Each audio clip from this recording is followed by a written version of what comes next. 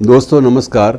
मैं आज आपसे एक थोड़ी सी जानकारी दिलचस्पी है और थोड़ी सी दुख भी देती है, इसलिए लेकिन उसे बांटना ज़रूरी है।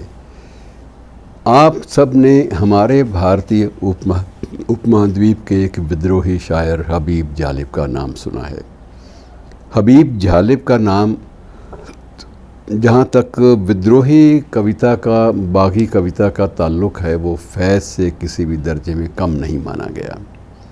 कुछ एक आलोचकों ने तो ये भी कहा कि वस्तुतः फैज़ जो थे वो एलीट के शायर थे और ये मासिस का शायर था, जनवादी, ये जनता का, आम आदमी का शायर था और इसलिए इसका महत्व ज़्यादा माना जाना चाहिए बनिस्बत फैज़ के, जबकि फैज़ की शायरी वो एलीट लोगों के बीच पढ़ी जाने वाली और तारीफ़ की जाने वाली शायरी थी। तो मित्रों, अब मैं जिस संदर्भ में इसका ज़िक्र कर रहा हूँ वो संदर्भ है कि 1993 में, वर्ष 1993 में हबीब साहब का निधन हो गया, आखिरी सांस ले ली। और खुददार किस्म का परिवार था, बड़ा टेढ़ा इस बारे में, सोच के बारे में कि अपने सिद्धांतों से कभी समझौता नहीं करना, उस बंदे ने भी नहीं किया। और सरकार की ओर से ये घोषणा की गई, उस वक्त वहाँ पर शायद जनरल ज़िया की सरकार थी, तो सरकार की ओर से घोषणा की गई कि इतने बड़े जनवादी शायर की जो अंतिम रस्में हैं उसका सारे अखराजात, उसके सारे खर्च जो है वो सरकारी तौर से उठाए जाएंगे और उन्हें बाकायदा एक सरकारी तौर तरीके से, सरकारी प्रोटोकॉल्स के अनुसार ही आखिरी विदाई दी जाएगी। लेकिन परिवार ने इनकार कर दिया।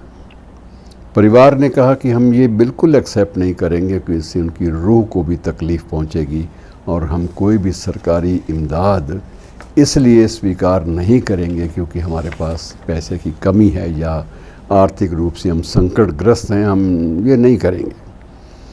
और जो खबर मैं आपसे बांटना चाहता हूँ वो इससे भी महत्वपूर्ण इसलिए है कि गुजारा करने के लिए और बड़े गर्व के साथ सिर उठाकर गुजारा करने के लिए हबीब जालिब की बेटी इन दिनों में लाहौर में एक टैक्सी ड्राइवर के रूप में काम कर रही है, अपनी टैक्सी चलाती है।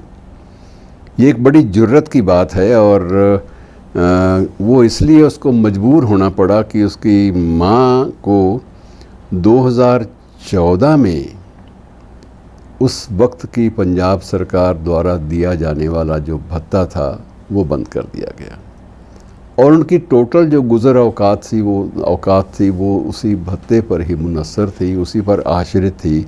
उनके पास आमदनी का कोई और ज़रिया नहीं था। दूसरा ज़रिया वही था कि कुछ हबीब साहब की किताबें बिक जाएं और पब्लिशर कुछ मेहरबानी करें, ईमानदारी से पैसे दे जाएं तो ठीक है, वरना ये नहीं हुआ। लेकिन ये हो नहीं पाया। ये इसलिए हो नहीं पाया, ये मजबूरी थी कि जिसने उनकी बेटी को मजबूर किया, ताहिरा, बेटी का नाम ताहिरा और ताहिरा हबीब जालिब के नाम से उसकी पहचान है, उसको मजबूर किया कि वो हालात से कोई समझौता बिल्कुल न करे और अपनी खुददारी को बनाए रखते हुए टैक्सी ड्राइवर का एक धंधा जो है उसको वो स्वीकार कर ले और उसके मुताबिक ही आगे चलती रहे।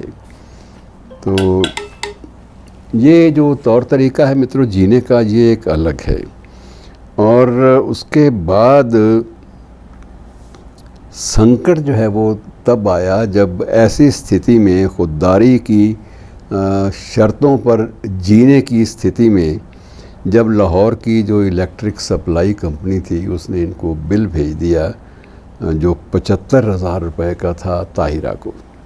अब जो अपना घर का खर्च जो है वो टैक्सी चलाकर पूरा करती है, उसको 75,000 रुपये का बिल आप थमाएंगे भी किसको? ताहिरा हबीब जालिब को। ताहिरा को इतना बड़ा बिल जो है वो उसके लिए सदमे से कम नहीं था। और उसके बाद बाकायदा जब ये ख़बरें अखबारों में छपी तो उस बिजली कंपनी को भी इस बात का अफसोस हुआ और उन्होंने बाकायदा विधिवत औपचारिक रूप से घोषणा की कि हम इसकी पूरी जांच कराएंगे और जब तक जांच पूरी नहीं हो जाती तब तक इसकी वसूली के लिए कोई कदम नहीं उठाया जाएगा, बिजली नहीं काटी जाएगी।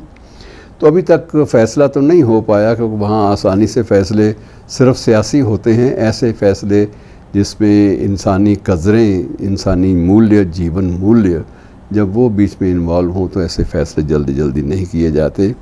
और बाद में जब मीडिया पर्सन्स ने बहुत ज़्यादा उसको, ताहिरा को बार बार कुरेदा कि आप ऐसा क्यों कर रही हैं, कि आप इतना एक वो पेशा अपना रही हैं जो पेशा मर्दों के लिए आम तौर पे बना है, तो उसने कहा कि कोई भी पेशा अगर बाइज़्ज़त है तो ये कोई बुरा नहीं है। और मैंने ये जो टैक्सी है, मेरे पास पैसे नहीं थे इसको ख़रीदने के लिए भी, मैंने ये भी बैंक से कर्ज़ पे ली है, और कर्ज़ की किस्तें चुकाने और घर का खर्च चुकाने और ये बिजली के जो वाहियात किस्म के बिल हैं इनकी किस्तों की अदायगी करने के लिए बेहतर ये है कि मैं ख़ुददारी के साथ ही जीऊँ, और ख़ुददारी के साथ भी जीते जीते कोई समझौता न कर सकूं।